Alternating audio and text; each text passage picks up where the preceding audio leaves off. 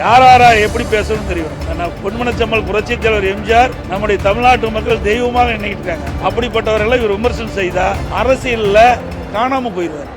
எம்ஜிஆர் பற்றி பேசிய பலர் காணாமல் போய்விட்டனர் என்று திருமாவளவனுக்கு எடப்பாடி பழனிசாமி கண்டனம் தெரிவித்துள்ளார். மறைந்த முன்னாள் முதலமைச்சர் எம்ஜிஆர் குறித்து திருமாவளவன் சர்ச்சையான வகையில் பேசியிருந்தார். இதற்கு அதிமுகவினர் கண்டனம் தெரிவித்து வரும் நிலையில் எம்ஜிஆரை விமர்சித்தவர்கள் காணாமல் போய்விட்டதாக திருமாவளவனை குறிப்பிட்டு எடப்பாடி பழனிசாமி பேசியுள்ளார். இந்த விவகாரம் அதிமுக மற்றும் விசிகவினர் இடையே மோதல் போக்கை ஏற்படுத்தியுள்ளது.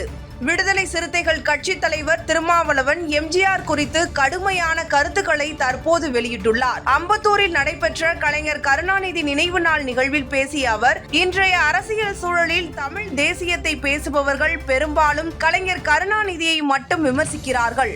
ஆனால் எம்ஜிஆர் மீதோ அல்லது கலைஞரின் ஆசான் அண்ணா மீதோ விமர்சனங்கள் அதிகம் இல்லை. கடந்த 50 ஆண்டுகளாக கலைஞர் எதிர்ப்பு அரசியல் தமிழ்நாட்டில் நிலவுகிறது. இந்த கலைஞர் எதிர்ப்பு என்ற தொற்று நோய் எங்களுக்கும் இருந்தது. ஆனால் கலைஞரின் ஆளுமை ஆற்றலை பற்றி பேச விரும்பாத சூழல் நிலவுகிறது என்றார். அவர் மேலும் எம்ஜிஆர் கலைஞருக்கு எதிராக விமர்சனம் செய்து வெறுப்பு அரசியலை விதைத்தார். ஒரு பார்ப்பனிய பெண் திராவிட இயக்கத்தின் தலைவராக வர வழிவகுத்தார். அந்த வகையில் திராவிட இயக்கத்தில் பார்ப்பனியத்தை ஊடுருவ செய்தவர் எம்ஜிஆர் என்ற விமர்சனம் உள்ளது என்று தெரிவித்தார். இதற்கு அதிமுக தரப்பில் கடும் கண்டனங்கள் எழுந்து வருகின்றன. இதற்கிடையே திருமாவளவனுக்கு அதிமுக பொதுச் செயலாளர் எடப்பாடி பழனிசாமி கண்டனம் தெரிவித்துள்ளார். சேலம் மாவட்டம் ஓமலூரில் செய்தியாளர்களை சந்தித்த எதிர்க்கட்சி தலைவர் இபிஎஸ் விடுதலை சிறுத்தைகள் கட்சி தலைவர் தொல் திருமாவளவனின் எம்ஜிஆர் குறித்த கருத்துக்கு கடுமையாக பதிலளித்தார். அவர் கூறியது, அதிமுக ஆட்சி காலத்தில் விவசாயிகளுக்கும் விவசாய தொழிலாளர்களுக்கும் பல நன்மை பயக்கும் திட்டங்கள் அமல்படுத்தப்பட்டன.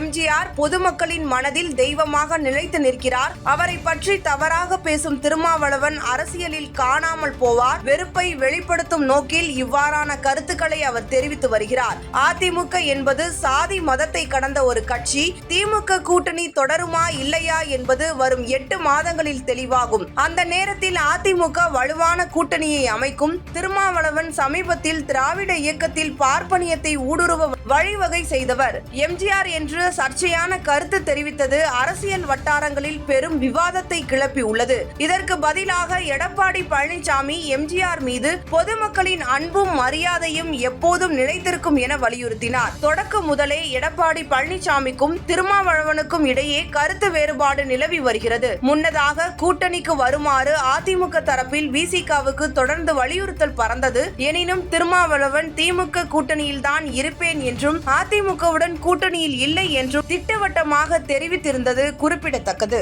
யாரா எப்படி பேசணும்னு தெரியும். பொன்மனச்செம்மல் புரட்சித் தலைவர் எம்ஜிஆர் நம்முடைய தமிழ்நாட்டு மக்கள் தெய்வமாக நினைக்கிட்டு இருக்காங்க. அப்படிப்பட்டவர்களை இவர் விமர்சனம் செய்தா அரசியல்ல காணாம போயிடுவார்.